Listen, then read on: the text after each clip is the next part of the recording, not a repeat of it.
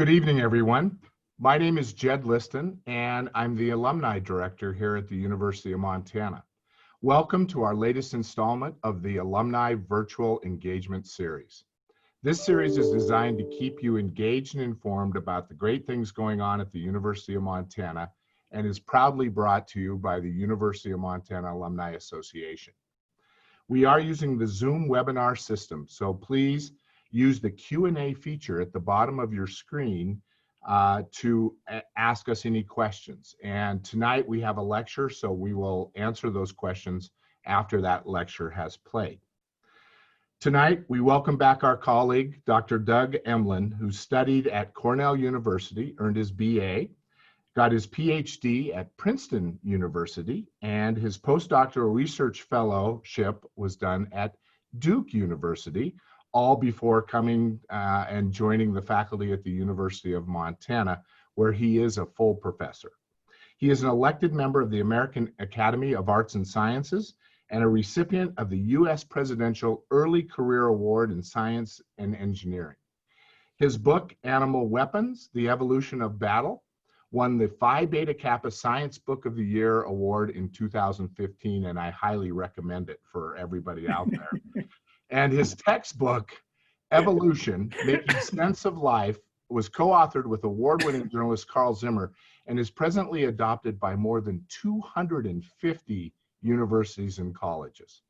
His first narrative nonfiction book for middle school readers, Beetle Battles: One Scientist's Journey of Adventure and Discovery, appeared on shelves this past December and is published by Roaring Brook Macmillan.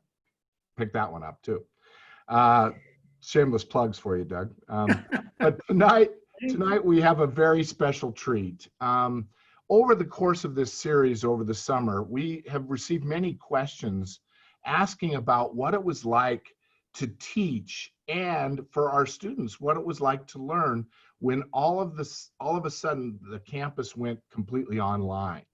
And so tonight, Doug is helping us pull back the curtain a little bit and showing you what that was like.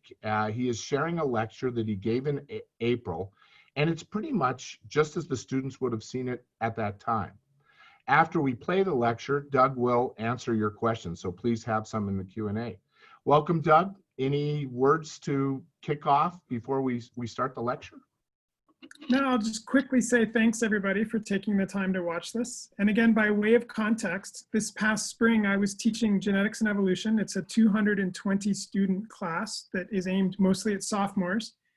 And we kind of saw this pandemic coming. And as faculty, we had to scramble to figure out how to switch our method of delivery halfway through the semester. And for a class that big, what that meant is I had to record my lectures onto Zoom. And then I had to build quizzes into Moodle and assessment modules that would assess how the students engaged with it. And then I would have weekly discussion sections and the teaching assistants would have discussion sections by Zoom. So we continued to engage with the students throughout the semester, but this was a lecture, it's a snapshot in time. I think you'll find the topic startlingly relevant to everything that we're all dealing with now, and that's why we picked this particular lecture. And bear in mind as it ends that that was a glimpse at what the world looked like in April, beginning of April. And when it's finished, if there's time, I'll spend 2 minutes at the end updating you on what we've learned since then and show you sort of how some of those predictions came true. So thanks. Okay, so let's sit back and I will share the screen with this lecture and enjoy, everyone.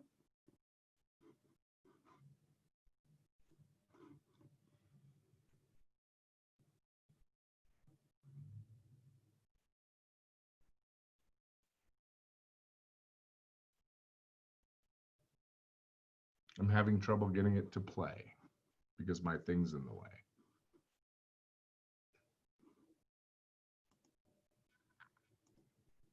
All right, this lecture is about influenza.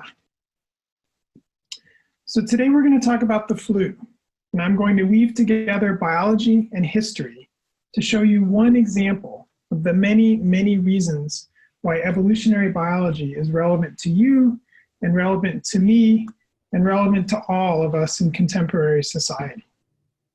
But first, I want to take a very quick aside to provide some context. I want to reflect for a minute on the differences in perspective between ecologists and evolutionary biologists. It's a frame shift of sorts that we all need to make. Both ecology and evolutionary biology are thriving, vibrant, productive fields of biology, and the University of Montana excels at both of them. But the ways that ecologists and evolutionary biologists look at the world, the way they frame their questions and the sorts of questions they ask are different. It's like looking at the world through red or blue tinted glasses. Both of them are fine, but the world really does look differently depending on which pair of glasses you wear. So let's just take a second and make this distinction explicit. Often ecologists, when they think of or talk about a population or a species, they're thinking about the numbers of individuals in that population or species, the size of the population. Are populations growing or shrinking? Do they cycle? And they think about interactions among species. Whether these things are herbivores, for example, generalists or specialists. Do some species play greater roles in promoting species diversity within ecosystems than others? Do species compete with or facilitate each other? Implicit in all of this is a lumping or averaging. When they think of things like fitness, growth or numbers of offspring, for example, they think about averages, population average growth rates, or the average effect of one species on another. In contrast, a typical evolutionary biologist looks at that same species and they immediately dive within the population because their primary concern is not so much changes in overall numbers, but changes in the composition of the population. Who's out there? Who are the individuals that make up the population or the species? How do those individuals differ from each other? How do they vary? And how is this mixture, this cocktail of individuals within that population changing over time? Are some individuals or types doing better than others, producing more offspring faster than others? And why? For evolutionary biologists, everything distills down to variation among individuals within populations and to this idea of turnover. Evolution is defined as a change in the genetic composition of a population from one generation to the next. Some types become more common, they come to dominate the mixture, while others tend to disappear. Why? We want to understand why some genetic types or some genotypes survive better and reproduce faster or more effectively than others. We want to use this sort of information to predict how populations are going to change or evolve through time. So evolution is all about turnover, shifts in who's out there, changes in the relative frequencies of variants or types within populations over time. We can apply this logic to all sorts of things. And here I am going to use that framework and this approach to examine populations of a virus. Now we're going to use this conceptual framework of evolution, this idea of winners and losers within a population driving evolutionary change to examine the evolution of the flu. Now specifically, we're going to use the Breeder's equation as a framework for considering the evolution of influenza. This simple equation states that the speed of evolution, so the response of a population to an agent of selection or an episode of selection, for example. So the speed of evolution in response to a particular episode of selection is going to depend on how much heritable genetic variation there is within that population. H squared stands for the heritability, and it measures the sort of raw material for evolutionary change. So the speed of an evolutionary response is going to depend on how much heritable genetic variation there is times the amount or the intensity or the strength of selection that is applied to that population. So this is an equation that we use all the time in evolutionary biology to predict the evolution of everything from muscle mass in livestock to oil concentrations in corn, to the speed of evolution of resistance to pesticides in agricultural pest insects, or to herbicides in weed populations, or to the evolution of resistance to antibiotics in Staphylococcus bacteria. It always comes back to this same basic relationship. All else being equal, more genetic variation and stronger selection drive faster evolutionary responses in populations. So here, let's use this basic framework to examine the flu. So today, I'm first going to introduce you to the flu, the sort of basics of the beast, and then I'm going to show you something that happened. It's an event of old that we have recently begun to revisit and to study and to learn from. It's an event that might feel like the distant past to all of you, but it's one that was very, very real nonetheless. And I'm going to try to show you just how real it was by bringing it close to home. And we are going to examine that event, given what we know about viruses and what we know about the basic principles of evolution. And we're going to end by flashing forward to the present. And it is my hope that you will begin to revisit the almost daily news stories about bird flu or swine flu, or in this day and age, coronavirus, and you're going to start to examine these things in a fresh light. And you'll be able to decide for yourselves at the end of the day if there is indeed a place for evolutionary biology in our lives and in modern medicine, and if and how much you should worry about the flu. So let's talk first about ordinary flu, or the so-called seasonal flu. Just about everybody's had the flu. In fact, most of us have had it multiple times. On average, most people get the flu about once every 3 or 4 years.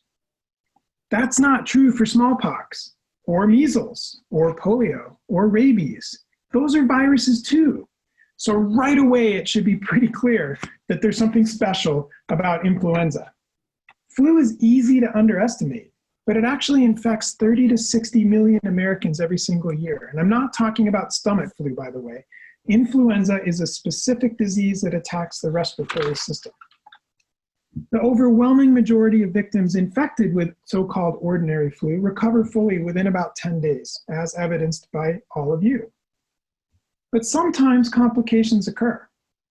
This usually happens in the very young and the very old, and it often results from secondary infections that invade the lung tissues after the flu has ravaged them.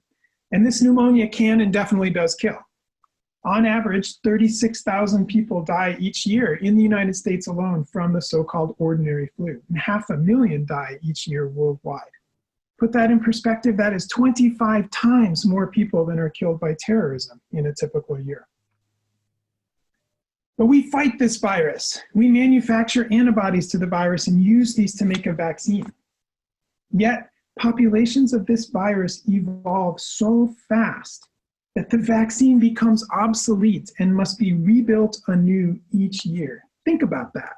This virus evolves so fast that new vaccines must be developed every single year. That's not true for polio, or smallpox, or measles, or rabies. So again, it should be clear that there's something special about the flu. And this is just the so-called ordinary flu. So let's look briefly at the virus. It's not much to look at, actually. Influenza viruses are little more than a membrane or an envelope that contains 8 short pieces of RNA, which are the totality of the viral genome. Most viruses, including influenza, are round, and they've been described as looking like a seeding dandelion. Its spherical surface is covered with a forest of protuberances, 2 types in particular. Some of them look like tiny little trees, thus the dandelion analogy, and the rest of them look like spikes. Now, these protuberances are vital to how a virus attacks. The spikes are called hemagglutinin, and in the case of influenza, they are very specific. The tips of these spikes bind to a protein called the sialic acid receptor. This is a membrane protein that is abundant on the surfaces of the cells in our respiratory tract, so in our lungs. And this is crucial. This is why influenza is an infection of the respiratory tract. So this virus then, the tips of the hemagglutinin protein chemically recognize and bind to a surface protein on the respiratory tract cells of our lungs. When the virus does that, when it latches on and binds to the sialic acid receptor, like grappling hooks, it sticks to the outside of the lung cells, our lung cell membranes then invaginate inwards, trapping the virus in a vesicle now inside the cell. The virus dissolves this vesicle, and the RNA fragments then insert themselves into the host genome, and they start co-opting or using the machinery that the host would normally use. They start using that molecular machinery to start mass producing copies of the viral genome, and mass production begins. The viral genomes get mass replicated assembly line style inside the host cell. Anywhere from 100,000 to 1 million new copies of the viral genome get produced within each single infected lung cell. And these then disperse outwards and infect additional cells to repeat the cycle. During these replication events, so this is just a summary of the process, getting invaginated, dissolving the vesicle, hijacking the machinery of the nucleus of the cell to crank out copies, and then assembling those copies into new daughter virus particles. During these replication events, as they're mass copying the genome and churning out replicate copies of the viral little teeny mini chromosomes, mistakes get made. Viruses don't have any of the internal buffering, the self-correcting mechanisms that our genomes have that protect the integrity of the message. We have all sorts of fail-safes that minimize mistakes and make mutations very rare, and none of them apply to these viruses. So lots and lots of mistakes get made, and mutations begin to accumulate as these viruses are cranking out copies of themselves. These mutations accumulate much faster than they would in a genome of double-stranded DNA such as ours. The double-stranded nature of our genome means that we've always got an intact alternative copy right there that can act as a template to be used to fix mistakes that pop up along the way. But without that second copy, any mistakes that accumulate, there's no way to know that they've even accumulated. They continue to spread. So all I'm trying to say at this point is that RNA viruses like influenza accumulate new genetic variation. They accumulate spontaneous mutations an awful lot faster than the typical genomes of other types of organisms you might think of, including ourselves. And in fact, they accumulate viruses up to 1 million times, they accumulate mutations up to 1 million times faster than our genomes do. And the influenza virus in particular is a champion at accumulating new genetic variation. So the influenza virus mutates so fast that they are described as, quote, mutant swarms. And this is why they are capable of such rapid evolution. Viral populations contain truly extraordinary quantities of genetic variation because they're accumulating new mutations so quickly.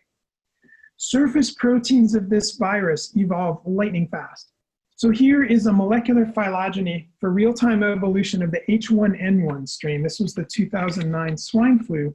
It looks like any old phylogeny that we've covered throughout our class and that you may have seen in other types of papers or studies, except there's a pretty important difference between this molecular phylogeny, which shows the evolutionary diversification and radiation of the flu.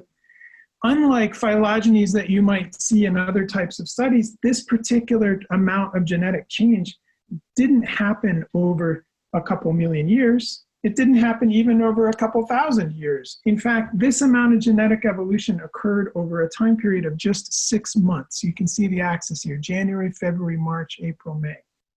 This is the amount of genetic evolution that would happen in other lineages of organisms over millennia. And here it's happening over hours to minutes to days and cascading across the globe over a period of as little as 6 months. So this is another study looking at molecular evolution of the influenza virus, of the sort of seasonal, ordinary influenza, in this case spread out over a 6-year period across the globe. But it shows essentially the same thing, stunning amounts of molecular evolution and extremely rapid diversification and change over time. So influenza genomes evolve very, very rapidly. And now you see why you can get sick all over again the next year. Even though your body mounts an immune response and you carry antibodies poised and ready to attack this pathogen, the virus is evolving so fast that its surface proteins are barely recognizable to your antibodies even after just a year or two. And by 3 or 4 years down the road, it is so different molecularly that it can invade your cells and start this process all over again and infect you as if it's brand new, because it's literally unrecognizable to the antibodies that you built just 3 or 4 years before. This is also the reason you have to get a new flu shot every year. This virus evolves that fast. It's the reason the flu shot isn't always on target in some years. It takes 6 months to ramp up production of a vaccine for the flu. So by the time the vaccines actually hit the shelves, the virus has already moved on. It's a high-stakes, multi-million-dollar guessing game throwing darts at a rapidly moving target. But this is all what we call sort of normal, typical molecular evolution. They call it antigenic shift. The idea is that the surface protein hemagglutinin is changing in its molecular structure at a very swift pace, sort of gradually and continuously through time. Occasionally, however, this virus changes in a different way too. And this may be the one that's the scariest. This is the one that keeps the people at the CDC and the World Health Organization awake at night. The viral genome is just 8 little tiny fragments of RNA, each of them with a couple genes apiece. These get sorted and bundled. Each time the copies are made inside the host cell, they have to get grouped together and packaged. Chromosome 1, 2, 3, 4, 5, 6, 7, 8, got them all, package it up, send it off. Grab 1, 2, 3, 4, 5, 6, 7, 8, get a copy of each, package it up, send it off. So imagine an assembly line where they have to assemble a copy of each of the different little chromosomic type fragments, these strands of RNA, put them all together in a package, and now you've got a new virion. So there's this mass assembly process, but this is essentially a modular genome. And this means that the pieces can get shuffled around and they can get mixed and matched. So for example, if one host animal happens to get infected with 2 different viral strains, so say 2 different types of human flu, or say a bird flu and a human flu. Well, now you've got single individual lung cells that are cranking out copies of the genomes of 2 different types of virus, all in the same cell, all getting rapidly assembled assembly line style and packaged into daughter virions. And when this happens, the shuffling and random assortment of these modules mean that sometimes RNA pieces from these 2 different viral strains get mixed and matched and combined together. So packaged together into a now hybrid or chimera type virus, if you will. So remember this, because we're going to come back to it a little bit later in this talk. The 2009 swine flu was exactly this sort of a hodgepodge assembly of different chromosomal or RNA fragments from different sources and different viral strains. So when they reconstructed the history of the swine flu, what they found is that initially it involved a virus that had adapted to pigs, mixing with a virus that had adapted to poultry, mixing with a virus that had adapted to people, all together in a pig. So this happened in a pig, and now this pig had a hybrid chimera virus that had pieces of its genome from birds, from people, and from pigs. Then this mixed with yet another strain of virus that had been adapting in pigs, and that resulting chimera from 4 different sources is what ultimately gave us this super deadly, really scary version of the virus that we saw as the swine flu in 2009.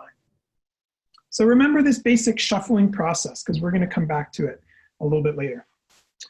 Okay, so influenza is caused by a tremendously infectious virus that invades cells in our respiratory tracts in our lungs, making us awfully sick as it replicates and as it copies and copies and copies itself and dumps out new virus particles to infect new lung cells and repeat the process. And our immune system kicks in and starts to fight back. And then we start getting collateral damage from this battle that's being waged in our lungs. And we begin to cough and to cough and to cough and to cough, shedding hundreds of millions of virus particles on everyone and everything around us. This provides the virus with its means of transmission, of jumping from one ship to another or one host body to another. Well, so now let's talk about selection acting on this virus. And let's think about the evolution of virulence in particular. And so for the next few minutes, so basically for the rest of this lecture, try to forget your default perspective as the host or a potential host, the person that gets sick, and try instead to think about things from the perspective of the virus. Imagine you're the virus. Well, viruses replicate. So you're a virus, churning out copies of yourself inside a host lung cell. Now, at the same time, there are loads of other viruses doing exactly the same thing in other host cells. So I might be in lung cell 429, and 26 cells over in the lung is a different lung cell cranking out copies of the virus also. And then 26 cells over to the other direction, there's another cell that's cranking out assembly line copies of the virus. So you actually don't have one cell in your lungs that's an assembly line factory. You've got hundreds to thousands to millions of cells in your lungs that are all cranking out copies of the virus and producing lots of daughter virions to repeat this process. Well, these viruses that are all mass replicating in these different cells, they're not exactly the same. First of all, they're genetically different from each other because they accumulate mutations so fast. We already saw this. They accumulate spontaneous mutations so quickly that viruses in 2 other lung cells, 27 cells over, probably already are genetically distinct from the virus that's happening in our focal lung cell because they've already started to diverge from each other. But also, when flu is around, lots of people are sick. Most of us actually get coughed on by lots of different people. Or we get coughed on by 3 people on the subway, and then we touch 2 doorknobs, and then we flush a toilet in the public bathroom. So what this means is, by the time we start having viruses replicating in our lungs, there are almost certainly going to be lots of different versions of that virus all present in our bodies at the same time. This touches on a fundamental concept that in my class we also talked about in the context of evolution of cancer, this idea of intratumor heterogeneity within a tumor. When there are more genetically different cell lines within a population all competing with each other, 2 things happen. The fact that they're all genetically different from each other means that they compete with each other. They're not relatives, they're not part of the same team, they are rivals competing for the finish line. The more genetically different they are from each other, the more they compete, the more in conflict they are over who gets to the finish line first. And so more genetic diversity within a cancerous tumor or more genetic diversity within the population of viruses that are in your lungs means more competition, more intense conflict and competition over which virus is going to win. It also incidentally means more genetic variation, so more heritability in that breeder's equation. So what I'm trying to say here is that when you start to think about viruses inside a human lung, you've got to recognize you're talking about a population. And when you take an evolutionary biologist framework, you look at them through the blue tinted glasses or whichever color you picked. Now you're looking at that virus population and you're not averaging, you're considering the individual differences between them. There are lots of different genetic versions of that virus, all cranking out copies in your lungs. So as an evolutionary biologist, we're interested in winners and losers. We have to ask the question, which virus wins? When that host begins to cough up gunk and spew virus particles out into the world around them, which virus genotypes are the most likely to get sprayed out and transmitted to another individual? Well, the answer is the virus that copied itself the fastest, the one that evaded your host defenses most effectively and that made copies of itself the quickest. It's literally the simplest of all types of numbers games. The viruses that manage to copy themselves the fastest are the ones that have the most daughter viruses, the most copies of their genetic material in the population, in the mixture, by the time that person starts coughing and spraying viruses out into the world. So competition among virus types within the body of a host selects for viral performance. It favors the ones that are best able to evade your immune system and best able to suck up resources from your body and best able to copy themselves faster than all the other viruses that are out there in your lungs. The problem is that fast replication of the virus, what we call increased virulence, leads to massive infection, huge amounts of cell death, lots of collateral damage in your body, fevers, aches, and general carnage. So all things being equal, selection operating within the lungs of an infected person, so within a host, selection is going to favor the viruses that are super fast replicators, the ones that outcompete all the rival strains to get to the finish line.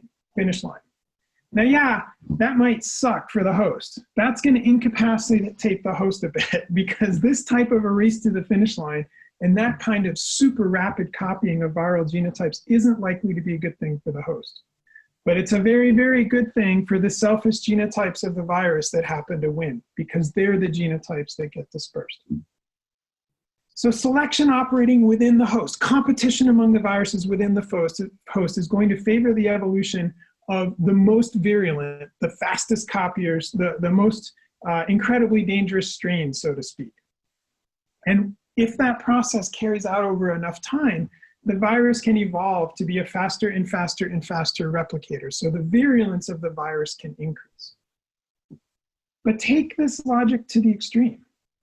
What happens if the virus kills its host lightning fast, brutally virulent, boom, the host drops on the ground sick, bleed out. This could be horrible, gushing viral infected blood from the eyes or nose or whatever you want to imagine. If somebody comes into contact with this blood of this infected individual, yeah, they might most definitely get sick.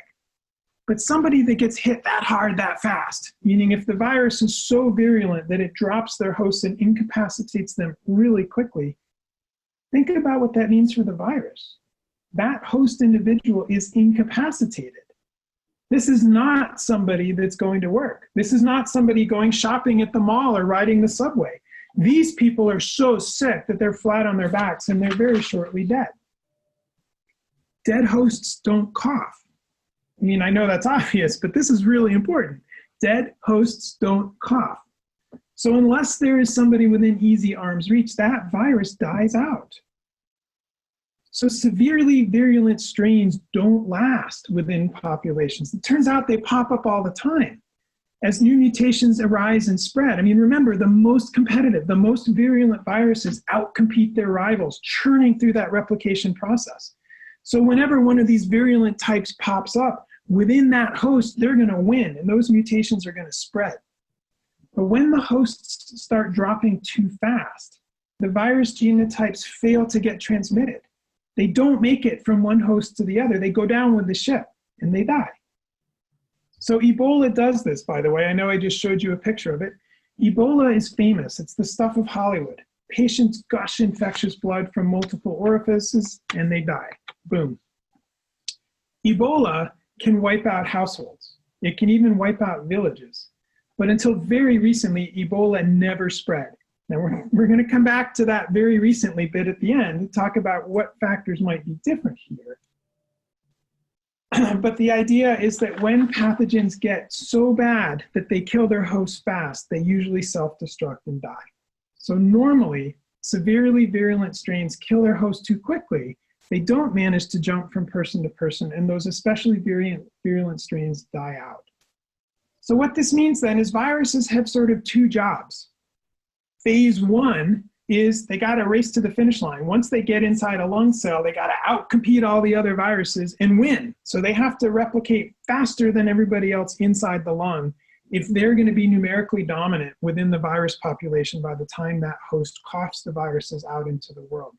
So selection operating within the lungs of a host favors increased competitive ability, faster replication. All else being equal, it drives the evolution of more and more virulent or dangerous strains of the virus. However, the other thing a virus has to do is jump from one person to the other. And that process of needing to jump from host to host pushes back. That aspect of the viral life cycle selects for reductions in virulence. And it means that at the end of the day, most virus populations face a balance. Selection resulting from competition within a host favors faster and faster replicators, so it favors the evolution of increased virulence, while selection for spreading readily from person to person to person favors reduced virulence. People who actually feel okay while they're sick, those people are ambulatory. They go to work, they ride the subway, they spread the virus everywhere. So viruses that are less virulent, that leave their hosts feeling better, do a much better job getting transmitted from place to place to place. So the net effect of these two phases of the viral life cycle is that selection on virulence comes out as a balance, a very tenuous balance, but a balance nonetheless. And influenza straddles this balance right at the extreme, close to the edge of the cliff, peeking over the edge of the cliff, but not quite over the line. And when in the past, this virus occasionally did cross that line, these super virulent viral genotypes popped up, they spread very quickly within a local area, and then they self-destructed and killed themselves off, and they died out. So the viral strains that actually persist, that spread within the population year after year after year, what we call the ordinary or the seasonal flu, these virus strains make us absolutely miserable, but not so miserable that we can't still walk around and cough on everybody first. So the normal influenza sort of traverses this balance right on the edge, about as deadly as you can get without crossing too far and killing yourself off. And as I said at the start, ordinary flu doesn't usually kill us, at least not most of us. All right, with that as a conceptual backdrop, let's take a trip to the past, 1918 to be exact. So this is the UM campus in the spring of 1918, by the way. And for this particular journey to the past, we don't even have to go to the furthest reaches of the globe. We don't have to go to exotic locales or steamy tropics. Nope. The 1918 pandemic influenza started in the United States, and it started pretty darn close to here, in the rural community of Haskell County, Kansas. So flash back to that spring of 1918. A traveling doctor named Loring Miner started seeing the flu in his local patients. So one patient presented with typical flu-like symptoms that came on with sort of atypical severity. They came on faster than usual. Violent headache, body aches, high fever, non-productive cough. But then he started to see another and another and another. Now, Miner had seen influenza often, and he knew it well. But this, he realized, was different. He'd never seen influenza quite this violent. It ravaged his patients' bodies, and they began to die. And this time, the young and the healthy also died, not just the elderly. In some cases, they were struck down as suddenly as if they'd been shot. So what's happened here? Well, a mutant strain with increased virulence has popped up. It's evolved and begun to spread. But these are rural communities and people are dying fast. So what should have happened? It should have wiped itself out just as suddenly as it began and disappeared. But it didn't. Why not? Because this was no ordinary time. This was the spring of 1918. America was going to war. And Woodrow Wilson had finally brought the United States into the so-called Great War. And Haskell County, Kansas, like everywhere else, was shipping its young men off to staging camps to train and prepare for war. And as fate would have it, the same week that Loring Miner's patients fell ill, two recruits named Ernest Elliott and Dean Nilsson shipped out and took the rail from Haskell County to Camp Funston, the second largest cantonment, as they were called, in the country. They arrived at Camp Funston on March 2, and within 3 weeks, more than 1,100 soldiers were sick enough to be hospitalized, and thousands more were treated at infirmaries throughout the base. But only 38 died. Remarkably, the virus had changed slightly. Temporarily, at least, it was not quite as deadly as it had been. So it was sort of right on that tenuous balance again, looking over the edge of the cliff, but not quite plunging over the side. Meanwhile, Camp Funston fed a constant stream of men to Europe to fight the war and to other bases in the US to continue to train. So 2 weeks after the first cases at Funston, influenza surfaced at Camps Forest and Greenleaf in Georgia. And then, like falling dominoes, 24 of the 36 largest Army camps got sick. And 30 of the 50 largest cities in the country experienced outbreaks of the flu with, quote, excess mortality. So unusually severe, but nevertheless milder than that first version that Miner had seen in Haskell County, Kansas. And nobody really worried. After all, they were mostly focusing on the war. By early April, it had spread with our troops to Europe, and the French Naval Command was temporarily crippled. Paris was hit by the end of April, and by this time it had reached Italy and Britain. Soon, troops on both sides were temporarily incapacitated. Portugal, then Greece, then Denmark, Norway. It reached India by May 29 and Shanghai at the same time. It, quote, swept over China like a tidal wave, and it reported half of Chongqing lay ill. It jumped to New Zealand and Australia. 30% of Sydney was hospitalized. So it swept the globe in just a few months, exactly like the swine flu did in 2009, incidentally, and as I'll come back to at the end of the last class, exactly like the coronavirus did just a couple of weeks ago. And like the swine flu, not all that many people died. And by early August, people thought that this wave of influenza had passed. And in fact, the first wave had passed. But nasty cases began to crop up, and the physicians began to take note. There were hints that something else was going on. I mean, after all, in hindsight, we know that this strain had the potential to kill, sort of buried below the surface, lurking within its tiny little genome.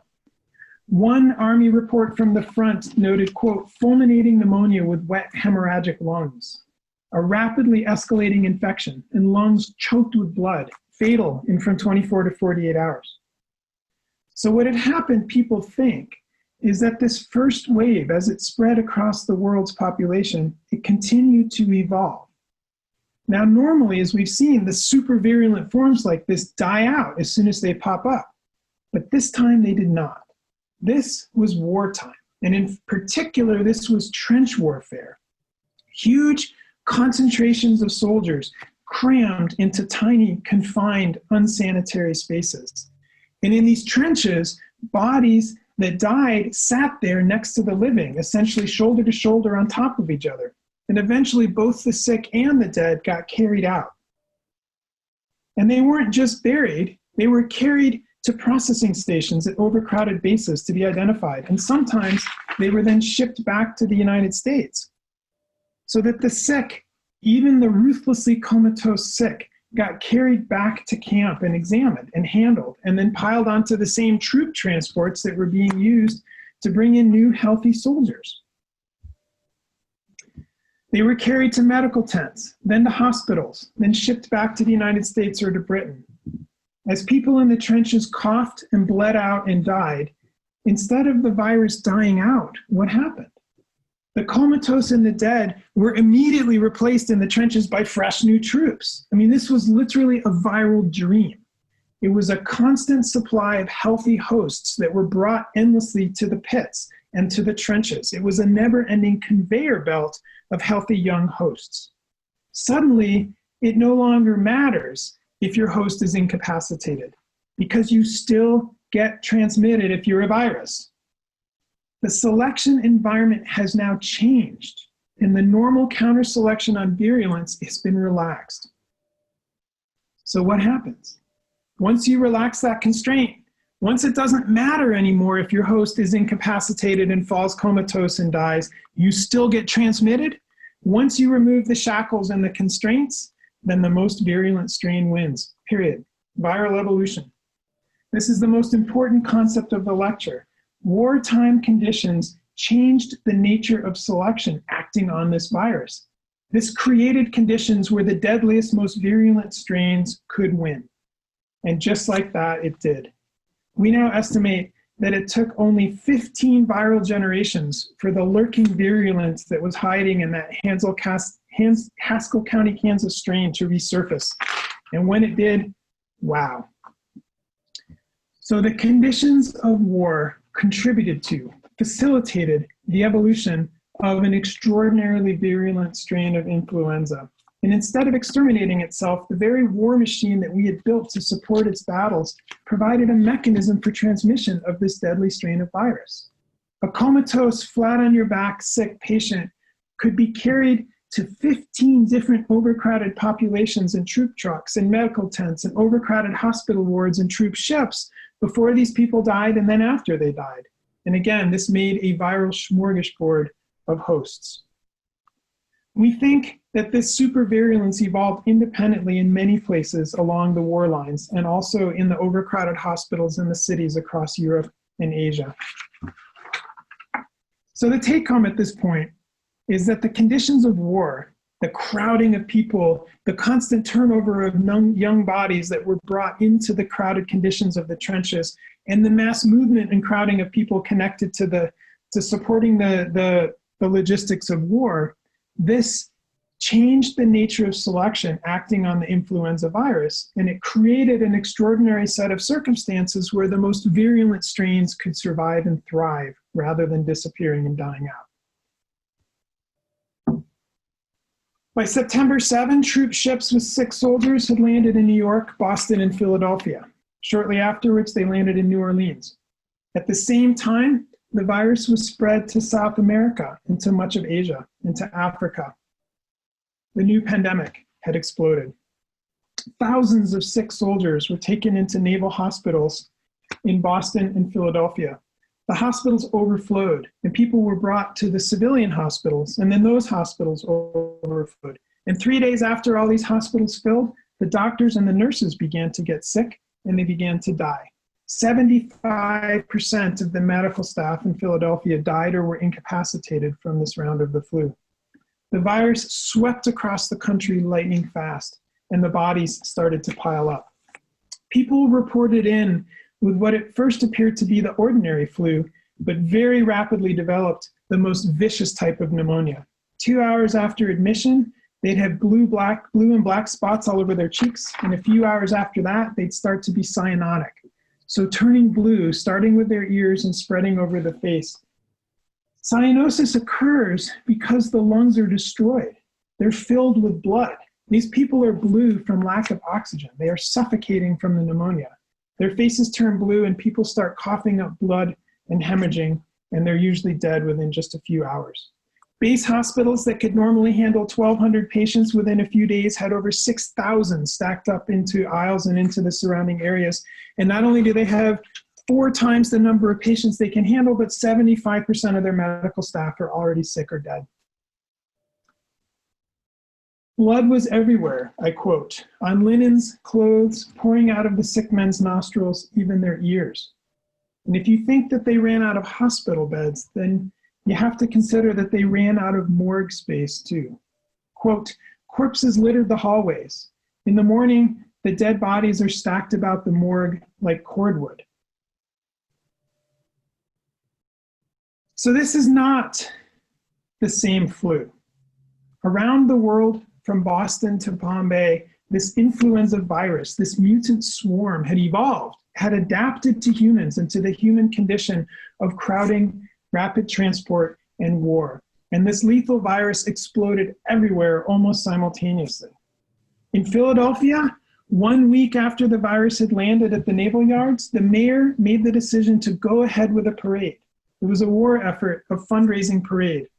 On September 28th, the greatest parade in the city's history crammed several 100,000 people along the parade route. And what do you think happened?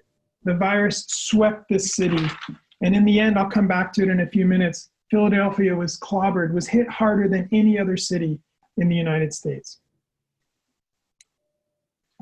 But the truly terrifying aspect of this epidemic was the piling up of the bodies. The infrastructure that our society depended on collapsed.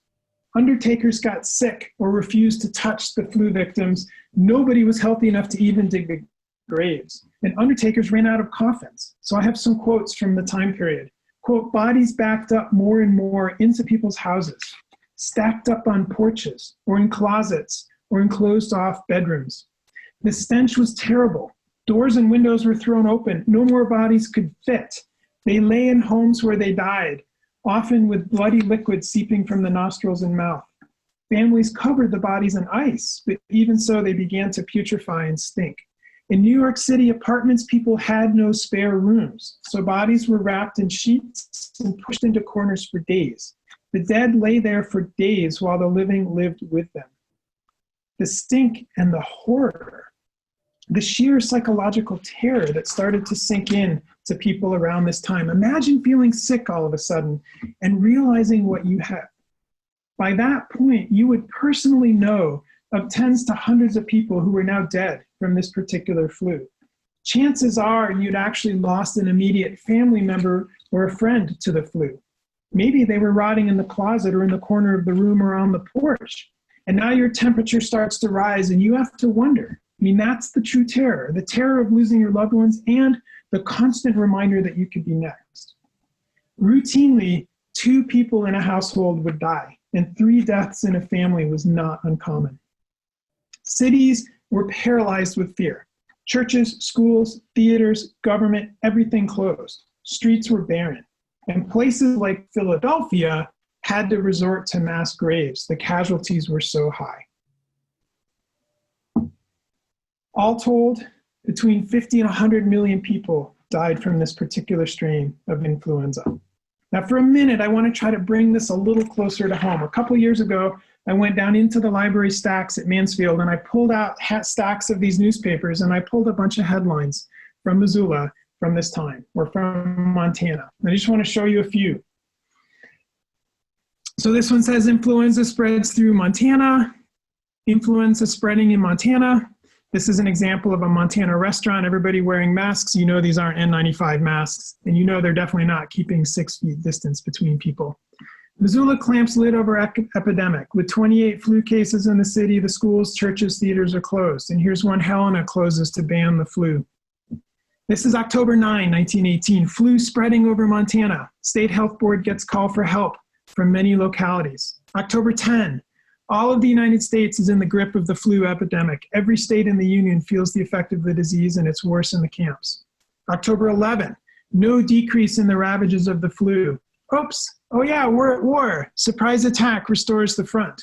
I mean, honestly, we are still at World War here, but people are so distracted and terrified that all the headlines focus on the flu. October 18, 5,000 flu cases now in Montana. Here's one double funeral will be today.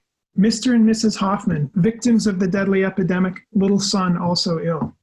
J.J. O'Mara passes away. The Butte man dies at the hour set for the funeral of his wife and daughter. And I have to add, capitalism being what capitalism is, when there's this much panic, you know there are people that are going to try to exploit that. And so here are a couple of advertisements that I found in those same newspapers that we have to step back and laugh at. But honestly, these things happened and these ads were out there. Do it now, avoid influenza, buy heavy-soled shoes, keep your feet dry, don't take chances. And this one said, influenza, this was a chiropractor, is harmless to one with a perfect spine, but if there be pinched spinal nerves, the germs of grip will find lodgment. So even the chiropractors were trying to get in on the craze. Some summary stats: it hit Fort Missoula first. It came to Missoula through the barracks, but it swiftly spread through town. Missoula closed churches, schools, theaters. Guess what they did not close? Missoula did not close the bars. Now, they wouldn't let you stay at the bar to socialize. You couldn't sit down and drink, but you could still go to the bars and get your drinks and take them home. Hospitals overflowed, and the sick had to be kept in overflow tents. In the end, it's hard for people to come up with exact numbers of how many people died because lots of parts of the world weren't keeping accurate records. But the most recent estimates I've seen concluded that 1 billion people got sick and 1 out of every 10 of the infected people died. So 100 million deaths. So I want to wrap this section up by concluding that we created conditions that favor the evolution of increased virulence. We changed the selection environment that virus was experiencing. Well, so what happened with that 1918 strain? I mean, what kinds of genetic changes happened to that virus that caused it to be so deadly? Well, here's where modern biology can tell us a lot, and it's a pretty cool detective story. An Armed Forces Institute of Pathology biologist named Jeffrey Taubenberger teamed up with the CDC, the Centers for Disease Control and Prevention in Atlanta, to try to get tissue samples from that 1918 pandemic. Now, working first with lung biopsies that they had archived in their facility, he was able to isolate and sequence fragments of parts of the 1918 influenza genome. Then they went to a remote village in Alaska and they dug up a mass grave that had been hacked into the permafrost after the flu swept through there in November 1918. And one of the female bodies that they excavated had been frozen fast enough, preserved by sheer luck, that she still had intact lung tissue. And Taubenberger's group was able to sequence the entire viral genome from those samples. By comparing this to modern strains, the researchers were able to identify exactly what had changed, which base pair substitutions, what was it about that particular 1918 strain that mutated to make it so lethal? But the story gets better, because Taubenberger and the CDC were then able to reconstruct the virus, to resurrect it, if you will. They had the complete sequence of all RNA segments, all 8 RNA segments, and they used plasmid-based, which at the time was state-of-the-art, reverse genetics to generate a virus containing the complete coding sequences of all 8 of the viral genome segments of that 1918 strain. And then they promptly let it infect cultured human lung cells and laboratory mice, and it worked. Just how virulent was that strain? 50 times as many particles were released from single human lung cells as from contemporary strains. So individual cells are cranking out copies 50 times faster with the 1918 strain. When you scale that up to a whole lung, they found in their mice that 39,000 times more virus particles were being formed in mice lung tissue 4 days after infection than with the so-called ordinary or seasonal flu. Remember, selection for fast replication rates. That's exactly what's happening here. And all of the mice died from the infection, by the way. The resurrection of this strain, incidentally, has caused considerable alarm because they have also generated a virus that is, quote, perhaps the most effective bioweapon known. Of course, the full sequence for this weapon is now on the internet, on GenBank, where any terrorist organization or government could, in principle, access it. And now we can talk, if you want, about CRISPR technology and what this adds to the bioweapons situation by introducing the possibility that you could engineer that virus to have susceptibility to an antidote. How's that for an ethical dilemma? But from these studies, we've learned a lot. So we know that the 1918 virus is derived wholly from an ancestor that originally infected birds. So it was a jump from birds to humans that somehow mutated, evolved, so that it could jump then from human to human to human. So this is the other sort of big concern here. If it can happen once, then why couldn't it happen again? Well, all, and I mean all, of the world medical experts agree that influenza is likely to happen again. A really big bad one is going to happen again. It's just a question of when. We now know that two more recent pandemics, one in 1957 and one in 1968, also involved bird flu strains. And in these cases, neither one was quite as lethal. So together they only killed 2 million people and not 100 million people, but they were not trivial nevertheless. And both of them involved the modular shuffling, the mixing and matching of those RNA fragments that I mentioned earlier.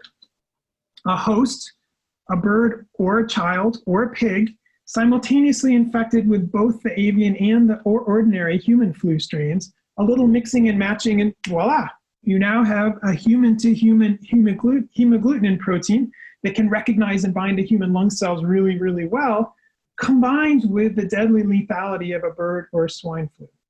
You now have a seriously dangerous cocktail, deadly and adept at jumping from person to person. That reshuffling happened in 1918, and it happened again in 1957, and it happened in 1968, and it happened in 2009. I already showed you this is the exon reshuffling that gave rise to the 2009 swine flu pandemic. This really does keep the CDC and the World Health Organization people awake at night, terrified of the possibilities. All it takes is some chicken or pig somewhere in close proximity with people.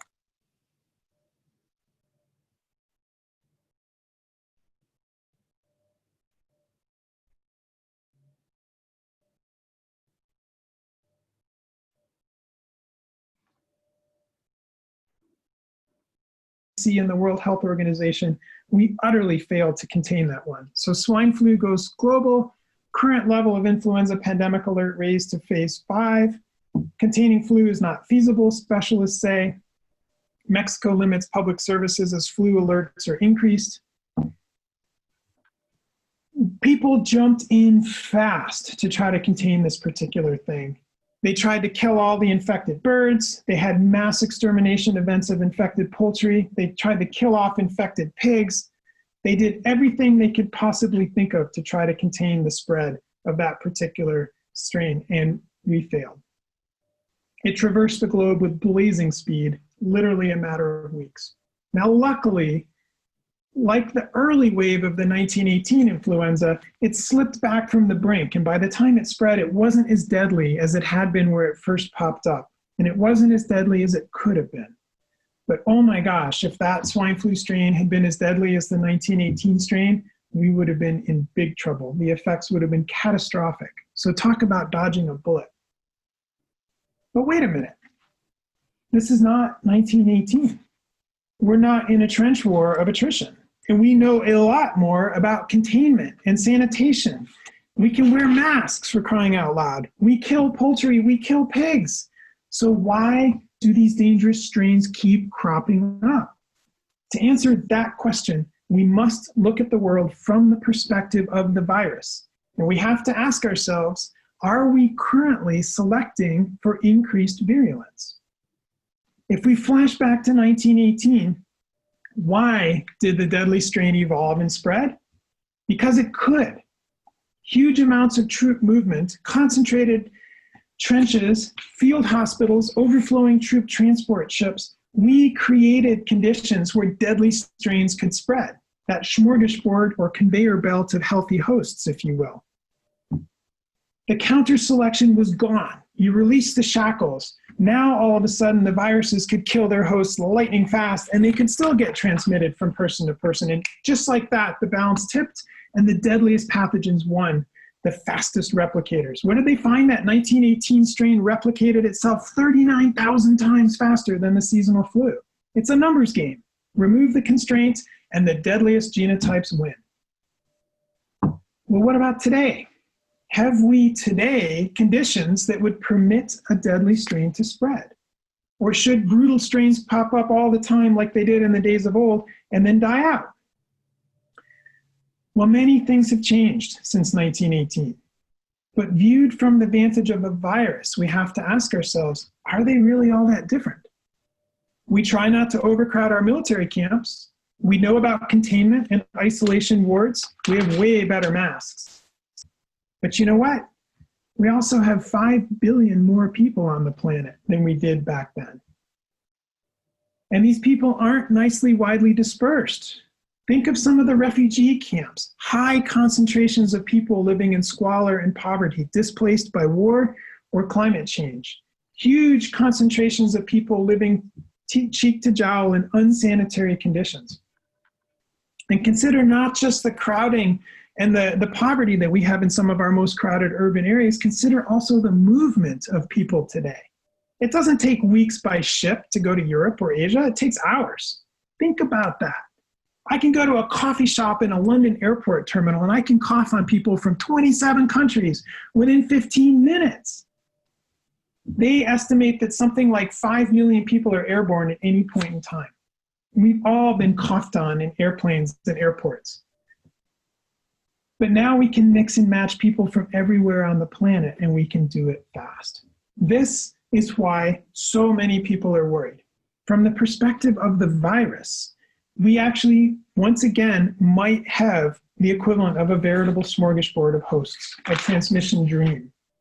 So we may well have the types of conditions that could, in fact, select for the next pandemic strain of things like the flu. And as a chilling proof of concept, I'm going to direct your attention to the recent Ebola incident. Ebola never used to get very far. It kills people too fast. It would wipe out a village or two and it would be gone. But now our village is global. And even this virus started to spread. This is absolute confirmation that high densities of people crisscrossing the globe is a viral dream, and it is a very, very dangerous public health situation. Of course, I shouldn't have to convince you of this because the coronavirus just made my point for me. Look at what happened. This novel virus jumped from bats most likely to humans in Wuhan, China, and adapted to its new host, us, and it began to spread.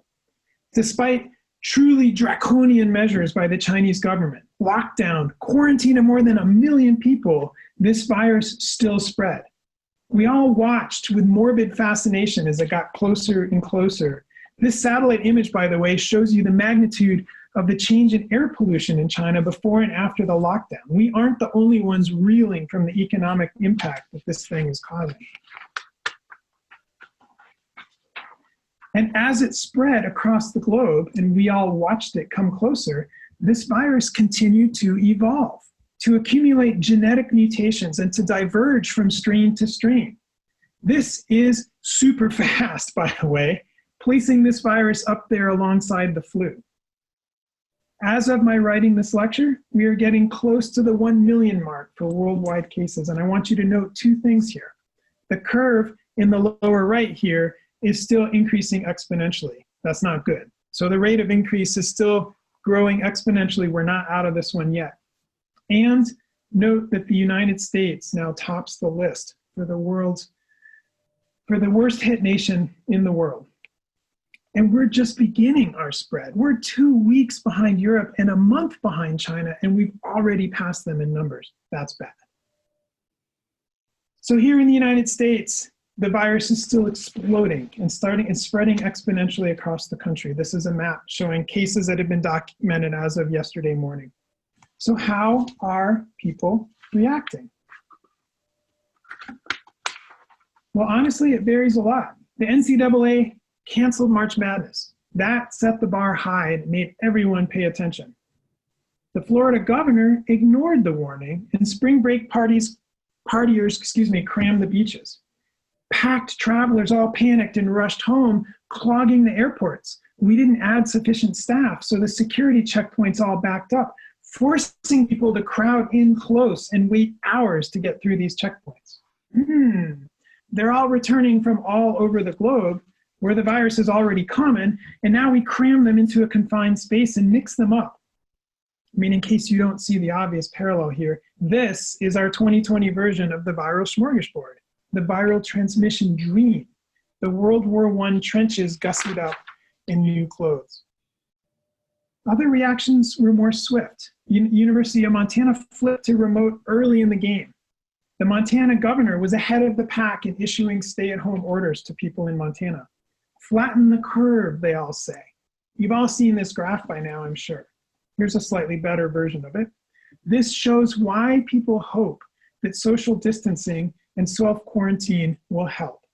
If it can slow down the rate of spread of this virus, the hope is that we can prevent the system-wide infrastructure collapse that we saw in 1918. Help the hospitals cope by spreading out the influx of critical cases. Will you ever wonder where this graph came from? It came from the 1918 influenza pandemic. Philadelphia, I just told you, pulled a Florida move. They went ahead with a huge fundraising parade. Philadelphians got clobbered, the most brutally devastated of any US city, and they had so many bodies that they had to resort to mass graves. St. Louis was much swifter. Now, on the one hand, they could watch what happened in Philadelphia. This is the timeline. They didn't get hit till a little bit later, so they could already watch what was happening in Philadelphia. And by the time it got to them, they were able to implement distancing steps much more swiftly. So they learned from Philadelphia, perhaps, but whatever. They implemented the social distancing quick, and it worked. Now, make no mistake. Here, right now, we are experiencing a grand social experiment all around us. Montana did pretty well, and I'm hopeful that our fate will be more like that of St. Louis than that of Philadelphia. But that's why these awkward, costly, inconvenient steps are so necessary. But think also about what social distancing means from the perspective of the virus. Think about our current situation and the parallels of what we just saw for the flu. Why did the 1918 strain spread? Because it could. Human crowding and mass movement made it possible. Why did the COVID-19 virus spread? Same reason: human overpopulation, high population density, and rapid and global movement and travel. Of course this virus spread.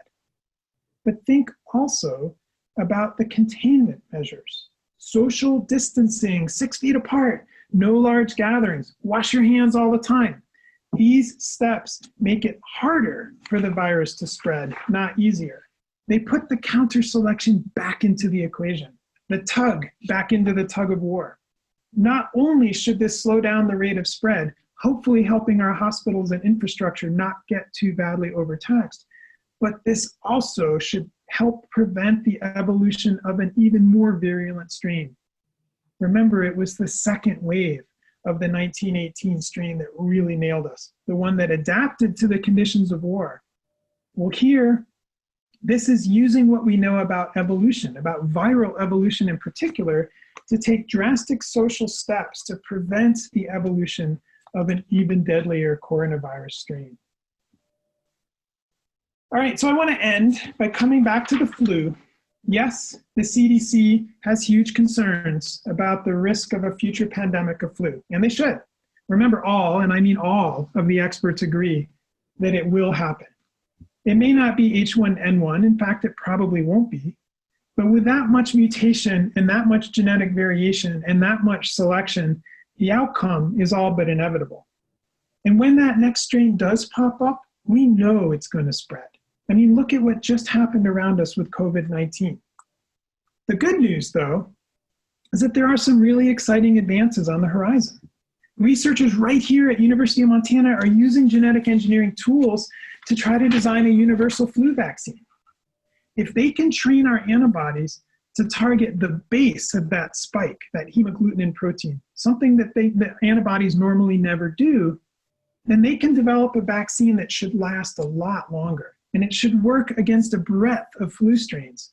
It's the tips of this protein that evolve lightning fast. The base of these stalks is much more conserved.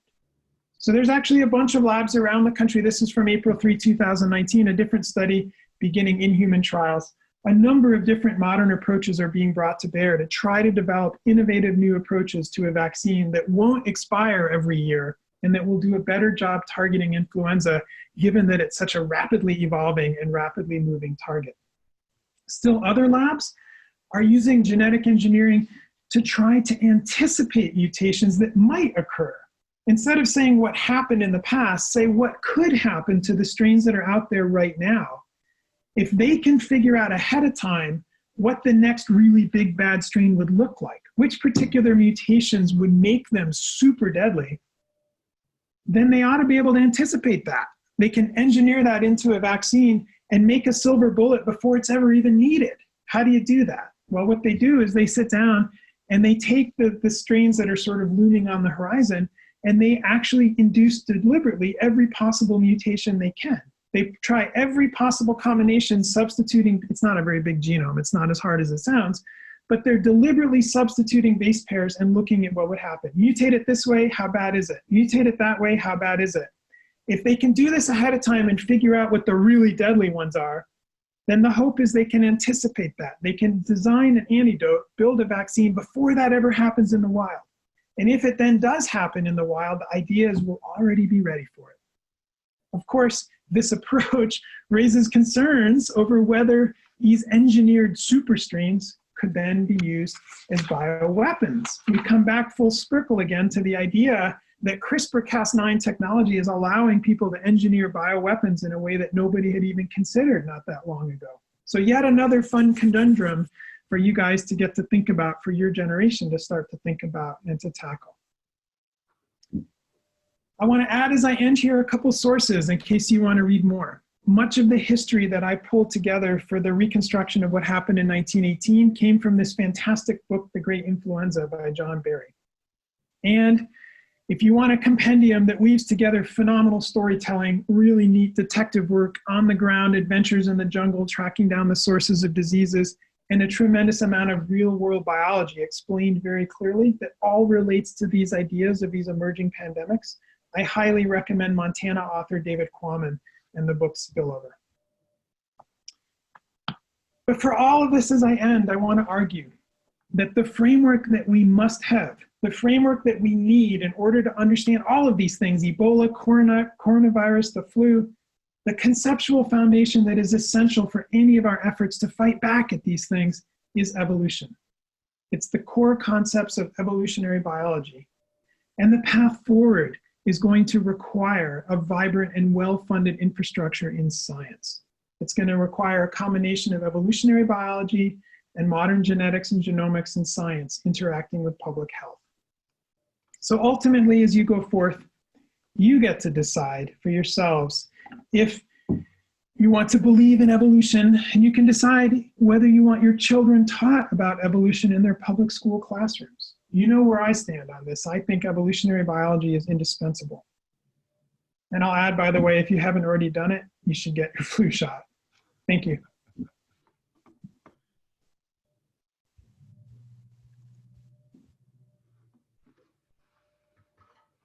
Okay. Most people stayed on, they survived. Can I share my screen really fast? Yes, you have some updates.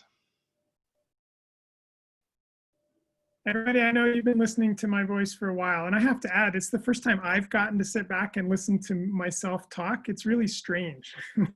Hearing your own self say things is bizarre. But it's a very serious topic that I care a great deal about. And I want to just spend 2 seconds here before we open up the floor to show you where we are now.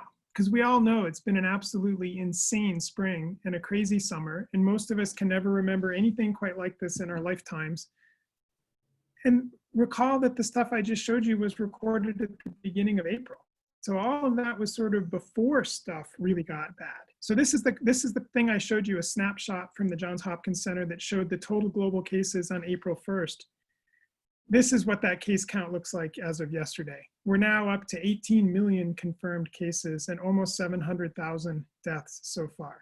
So the virus is clearly continuing to spread as it works its way around the world.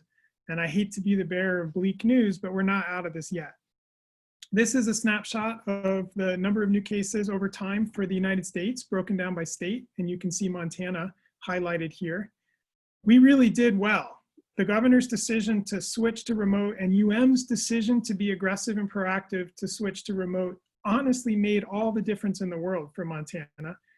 And I'll show you in a second, we really flattened the curve for a while. So these measures work. This is a snapshot from yesterday of the sort of where the hot spots for new cases are in the United States. And I hope it's self-evident that we still have a long way to go. So here again, this is the timeline for Montana up until yesterday or the day before. And I just want to walk you through a couple key things. I left that lecture with the idea that these distancing measures work. The reason they work is they make it hard for the virus to spread. And the more difficult it is for the virus to spread, the slower the rate of spread is in the population. And we can get ahead of it. We can cause the R0, so to speak, the rate of spread of the virus to go below 1, and the virus can start to disappear. So to put this timeline into perspective, early on, this is when UM switched to remote, and this is when the governor started to close the public schools and to begin to enact the stay-at-home and the distancing measures.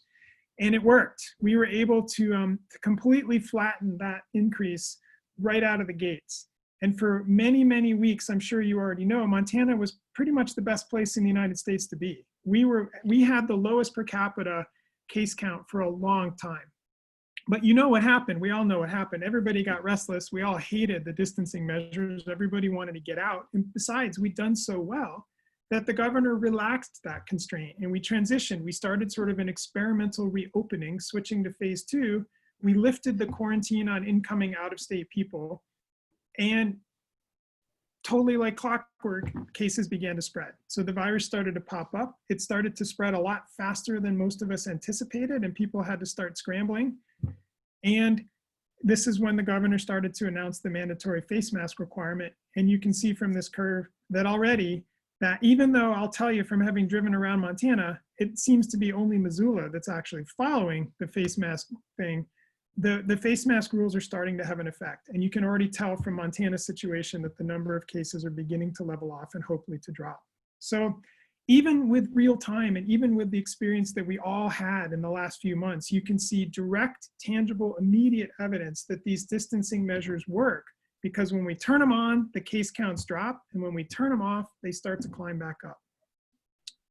Somebody asked me in the chat about whether this virus evolves, and somebody apparently had heard that the coronavirus does not mutate and does not evolve. That's not true. This is the snapshot I showed you in the lecture of the genetic changes that had already begun to accumulate by April 1. This is what that graph looks like as of yesterday. So the virus is absolutely continuing to accumulate new genetic variation, and it is continuing to adapt or to evolve as it spreads around the globe. This is an analogous close-up just showing you what's going on in the US. So very definitely the COVID virus is evolving. Now, the good news is we can use these comparisons of the genome sequences to look at how fast it's evolving.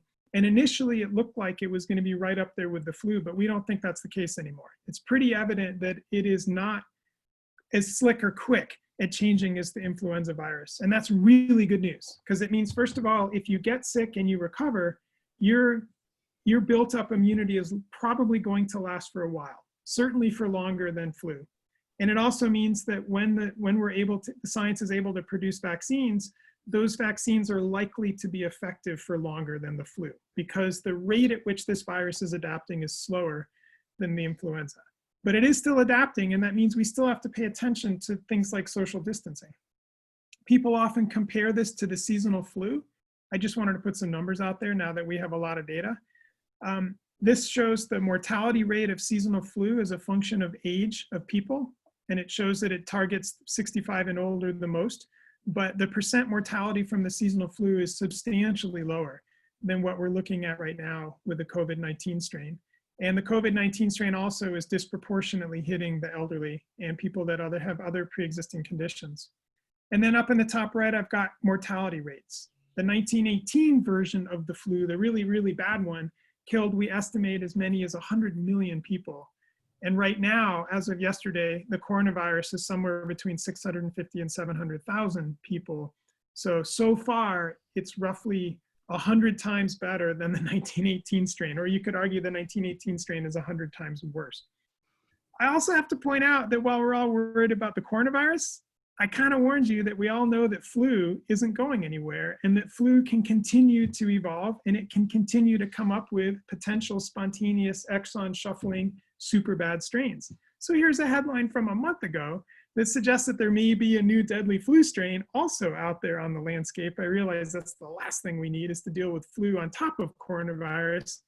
But this is the reality that we're dealing with. The crowded situation on our planet means that we have conditions where deadly strains, whenever they pop up, have the potential to spread. And the fact that there's another flu one out there is just yet another indication that we need to pay attention.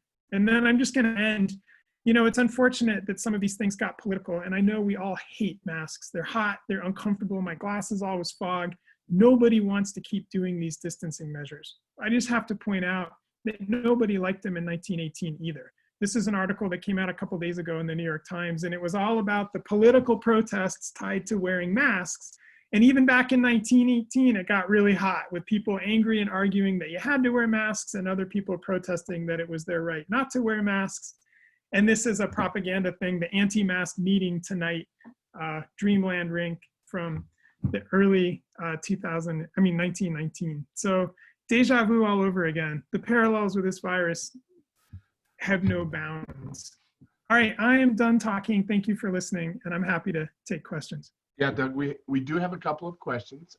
Barbara Nesbitt asked, is it true that there are people who have had the coronavirus infection more than once? Also, do you have any data yet on how long the immunity lasts in people who've been infected? All right, great questions. And this is sort of the constantly changing landscape as we reassess and accumulate new data. My understanding is there were some early scares where it looked like people had gotten the coronavirus twice. And again, the reason that's a scare, just to be clear, the reason everybody panicked is that that would indicate that this virus is evolving so fast that it's even worse than the flu. And that, you know, the flu, at least you ought to be immune for a couple of years before you're likely to get it again. If you could turn around and get it 3 months later, that's bad. That means this virus is evolving blazing fast. My understanding is that when they went back and double checked, several of these incidents were traceable to either reporting errors or to misdiagnoses.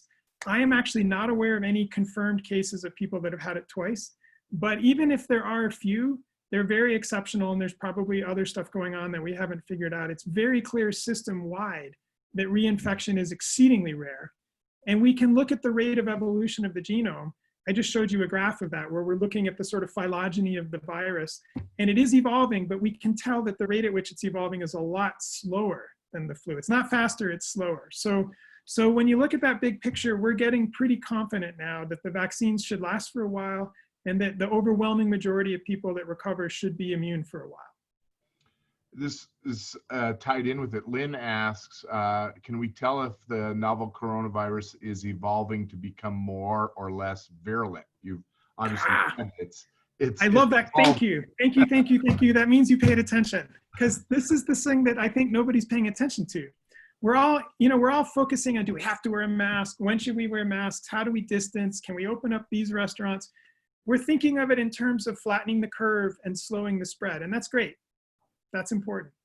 But the sort of other half, the evolutionary biology half of that story, is what these distancing measures do is they change the selection environment back away from the overcrowding mass movement where deadly strains can spread and pushes the environment in a direction where it selects for strains that are less virulent. So if our distancing measures are working, then the evolution that does occur of the virus should actually make it less deadly, not more deadly. But I would go so far as to say in parts of the world or even states where they're not distancing and they're ignoring these things, deadly strains should be spreading. And in areas where these distancing measures are being strictly enforced and really heavily practiced, milder strains should be spreading because those are different environments to the virus. One of them is permissive to deadly strains and the other one is not. So you ought to see sort of evolution in different trajectories. And obviously which one spreads and which one wins is going to depend on the net effects of these distancing. I do think there's a few hints that there's a couple versions that are a little bit better at jumping from person to person, so they're a little bit worse. And there's other versions that are a little bit better, but I don't think we've seen any consistent change yet. And again, that comes back to the idea that it's not evolving as quickly as the flu.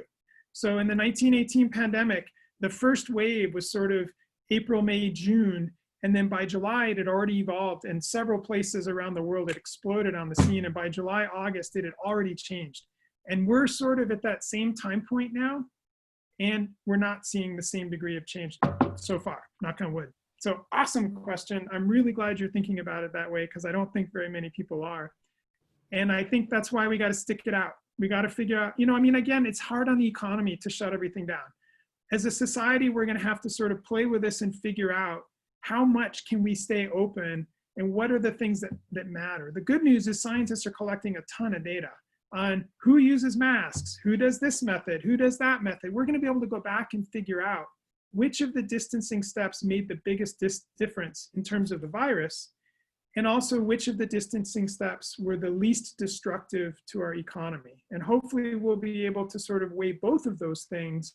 And the next time around, because there will be a next time around, the next time around we'll be much more strategic in where and how and what we do to apply these distancing measures. So hopefully it won't be a sledgehammer that just cripples the economy. Okay. Does that make sense?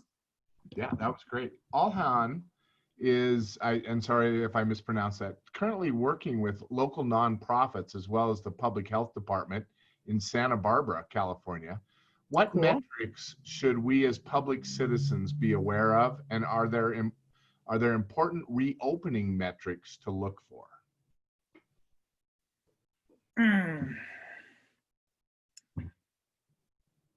This is tough, and this is where I wish I had Brandon or Angie beside me to help with some of these things. I'm going to confess first at the beginning that there are people around here, including faculty and people involved with some of the task forces at UM, that are a lot better at answering that question than me, because that's the kind of data set that they study from a public health and a disease spread perspective. But my sense is I follow the case counts day by day. I mean, every morning I'm checking the case count in Montana. I've got the New York Times page for the country dialed up. It's like I go to it instantly. I leave that window open. And I'm constantly watching whether the rate at which new cases are spreading is going down or going up. And the fact that, the reason I wanted to show you the Montana curve is it's so obvious that when we implemented distancing steps, within 6-8 days later, we saw an effect. And by 2 weeks, we definitely saw an effect. And when we relaxed those constraints, the same thing happened again. And so I'm watching in real time the rate at which new cases are accumulating. And I think that's an extremely important metric.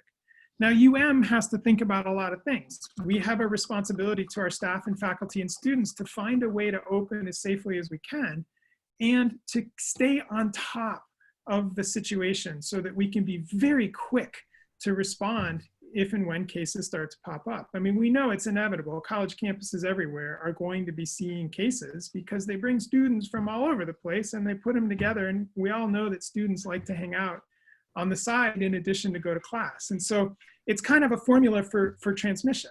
So universities like UM are trying to be super proactive in monitoring where the cases are, trying to put distancing measures into place in the classrooms, trying to change the flow through the buildings, trying to, I've been on these task forces all summer. We've been doing a ton of things to prepare people to be safe. And it comes back to that same question, what are the metrics? So for us, it's going to be figuring out, are cases increasing or are they decreasing? How can we surveillance test and how much do we need to surveillance test to be able to track what's happening in the background so that we can be very quick to sort of dial things up or back depending on whether the cases are increasing or decreasing. And I think that answered somewhat our old friend Mario's question as well. I'm not seeing these. I'm trying to find what you're finding. Okay. So you talked about U of M's response. I want to say openly and clearly, first of all, the very fact that they welcomed me into that fold is awesome. I'm one of the only biologists I know in the country that has been welcomed by their institution into all of the decision-making and all of the planning from the get-go. I've never felt more welcome. It's crazy. All these people are working around the clock, extra hours to try to figure out, what do we have to do in the offices? What do we have to do in the classrooms? How do we rearrange the dining halls? How do we, I mean, every single thing that we do has to be examined through this lens of, are we going to be increasing the spread of this virus or decreasing the spread of the virus? It's been a summer unlike anything I think any of us can remember. And there's still going to be a lot of stuff that we can't control. We can do every single thing right. And then the students go out to bars and party on their own time, and just like that, the cases explode. And you know, all the efforts, all those hundreds and hundreds of hours that we put into preparing the campus go for naught, because just like that, we got an outbreak. So part of this is going to be creating a culture where people don't resist wearing masks, and a culture where people sort of nudge each other to do the right thing. We're trying to create the equivalent of a social behavioral contract for the students. You know, face-to-face is a privilege. We're all doing a lot of work and effort, and we're all taking a little bit of risk so that we can offer students face-to-face. If you want face-to-face, you agree to abide by these behavioral guidelines. You have to be part of the team, and you have to play by the rules, because if you don't, you ruin it for everybody. So uncharted territory, but I'm super proud of UM. That's awesome. Susan asked, and this may have the same message, but any suggestions on how to reopen public schools, the K to 12, because they have a little different set of circumstances. They do. They have a really tough set of circumstances, and I'm only going to weigh in on this indirectly. I'm not involved with those decisions the way that I am at UM, but I'm a parent. So my daughter's going to be a senior at Sentinel High School. We've been watching this like a hawk. And my understanding actually is similar to UM. They've been thinking long and hard about how to do it safely. And there's a lot more accessibility issues. There's a lot, even basic things like making sure that everybody has access to meals and food. There's really difficult logistical issues. At the moment, my understanding is that they're starting to do some clever things in Missoula, at least, like they're going to have a later start date, which I think is so that they can use the school buses for one age category, then clean the buses before they use them for the second age category. They're going to have half the students at a time. So half the alphabet go on 2 days, half the alphabet go on 2 days. And they're only going to have a couple classes at a time, which my daughter's not real psyched about. But it means that they're not moving between classes all the time. So they're creating the equivalent of a social bubble within a class and using that bubble for a longer window of time. So they're going to be teaching the content over a much more concentrated window. I don't know. I mean, my sense is it's also a moving landscape, but everybody wants to try. We all want to see it work. But again, we're going to monitor cases like crazy. And if it all explodes, we're going to have to dial back. We and everybody else. There's nothing unique to Montana here. This is a problem every school system is facing in the whole country. Great. Okay, so Beth Ann has a couple of questions. Thanks, Beth Ann. We'll start with the first one. Geographically, which human populations would you speculate are creating the best conditions for increased COVID virulence? And then she said, how close are we to a super quick turnaround, cheap, highly available COVID contagiousness test? Got all the modifiers there. Come on. That was great. All right, you guys, I'm going to make everybody mad. I mean, let's just say a couple things. If you look across the globe, there are some parts of the world. I work with a lot of people in Japan, for example, and many cultures over there are very collectivist. They're sort of raised from an early age to do what's best for the group, and you don't rock the boat.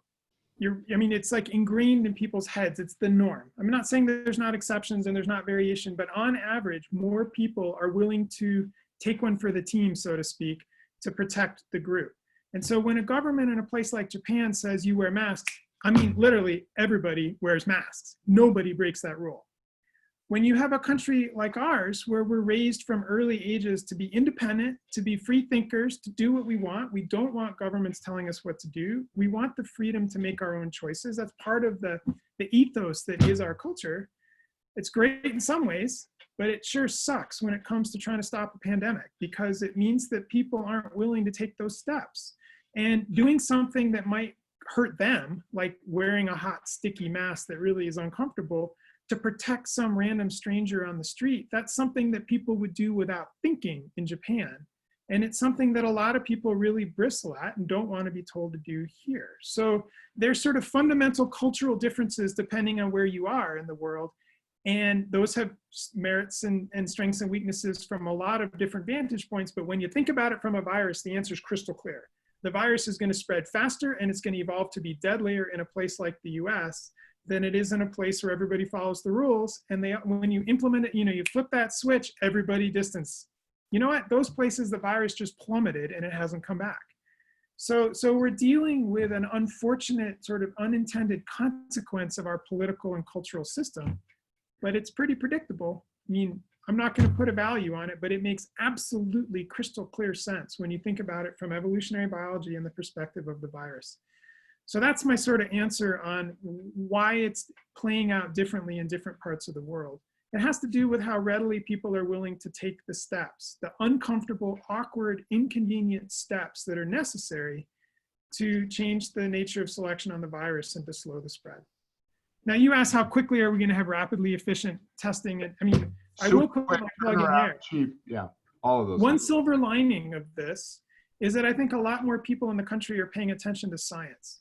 For unfortunate reasons, science also has gotten politicized, much the same way that masks have.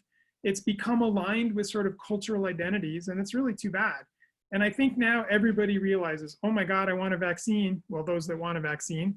But people who accept that vaccines are the way forward, how are we going to get that? Science. How are we going to monitor how fast it's spreading? Science. How are we going to figure out how to make the mask better? Science. It's like the answer to every single problem we've got right now is in the hands of a scientist somewhere. So I kind of think a silver lining there is that a lot more people are going to wake up and realize, wow, maybe we shouldn't have cut funding to the National Institute of Health. And maybe we should keep scientists in our institutions. So I don't know, I'm an optimist. I think that this is a moment in time. It's a crisis where scientists have an opportunity to shine. And I hope that they will. I have no doubt that they will. Okay, and that's where you get the quick turnaround, by the way. If you're going to get quick turnaround kits that give you an answer, it's scientists that are going to generate those things. Got you. I'm going to go for two more here. Okay. Anonymous viewer says, on the case counts, we are missing a key piece of data, which is when was the test that is positive collected? Yes. So talking about just that time span. So one of the things, again, I want to try to not get political, but one of the things that happened in this country is that when this hit, we had not ramped up production of the necessary reagents, the necessary equipment. I mean, in hindsight, it's easy to point fingers. We saw this coming. We had several months of notice. We should have ramped up everything we didn't, whatever. The fact is that the tests that we had, as quickly as we could get them developed, all tended to use a small number of machines and platforms. And the CDC doesn't want everybody trying to design their own tests because they need data. They need to standardize the process so that they can evaluate what so that they can make clean sense of the information that they're getting about how quickly it's spreading and where. But that meant that hospitals ran out of machines and clinical labs ran out of machines. And it meant that even when they had the machines, the reagents all got back ordered because everybody wanted them and everybody bought them up. And so the effect has been this sort of stuck in the mud. You can go get your swab, but the county might take days to get you a result. Why? Because they're out of the reagents locally. So they have to send it to the state lab and the state lab's out of reagents. So they outsource it to a lab in another state and we're third in line behind, it just takes time. One of the silver linings, I will say, a plug for thanks to some of the people at Curry, they have a machine on site, they can get you 20-minute turnaround. So students on campus are going to be able to get the fastest turnaround on a result anywhere in the state, thanks to people at Curry thinking hard and thinking ahead of the game about how to position themselves so they be ready. But this is a problem system-wide. It's all over the country. And it makes a big difference because if we're going to contain the virus, we need information fast. And so if somebody gets tested and it takes 4 days to find out the result, they've had 4 days to wander around and infect people. And by the time we start going back and contact tracing, that ship sailed. There might be dozens of people that we need to follow up on. If we can get 20-minute turnaround or same-day turnaround even, we can get implementation, quarantine steps implemented quickly. We can go back to ground. It's only 1 day before that you really got to watch. What'd you do yesterday? And then you can figure out what that person did, you know, the day before, and the contact tracing of the county can work lightning fast. So quick turnaround is essential. The problem is everybody wants quick turnaround, and there aren't enough supplies and aren't enough reagents there. So. Okay.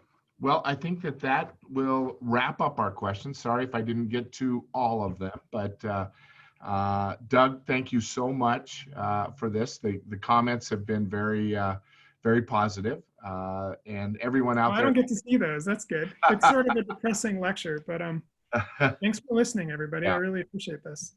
Thanks for being with us tonight. And everybody, thanks for joining us tonight.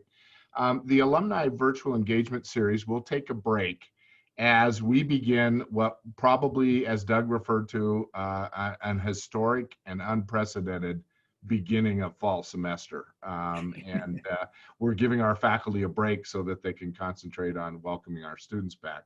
But we will return in September with new content. In the meantime, please visit the Alumni YouTube channel, because all previous 11 of these alumni virtual events are on that channel. And we've had just the privilege of hosting everybody this summer. So please visit the channel to revisit these great lectures. So on behalf of the University of Montana Alumni Association, thanks for coming, and good night, and go Grizz. Go Grizz. Thanks, everybody.